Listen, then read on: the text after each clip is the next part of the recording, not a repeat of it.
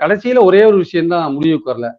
இந்த கட்சியின் தலைவரா நீங்க இருக்க முடியாது. இனிமேல் கட்சியின் செயல் தலைவரா மட்டும் இருங்க அப்படின்ற மாரியான ஒரு விஷயத்த ராமதாஸ் சொன்ன மாதிரியும், அத இவர் கேட்டுட்டு இல்ல, இல்ல நான் அதுக்கு உடன்பட மாட்டேன். நான் தான் தலைவர் அப்படின்னு சொல்லிட்டு வந்தா மாரியான ஒரு பேச்சு இருக்கு.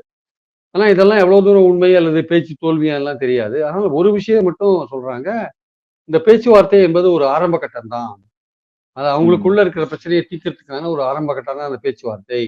இது வந்து ஒரு முதல் கட்ட பேச்சுவார்த்தை தான். இன்னும் பல கட்ட பேச்சுவார்த்தைகள் நடக்க இருக்குது அப்படின்னு சொல்றாங்க. ஏன்னா நடுவுல வந்து நெறைய விஷயங்கள் நடந்து போச்சு. ராமதாஸ் அவர்கள் ரொம்ப மோசமான சார்ஜஸ் எல்லாம் வந்து அன்புமணி மேல வச்சத பார்த்தோம். அதே மாரி பார்த்தீங்கன்னா, நான் தான் கட்சி எம்னு டெய்லி வந்து ஒரு 10 பேர நீக்கிட்டு இருந்தாரு மாவட்ட செயலாளர்கள.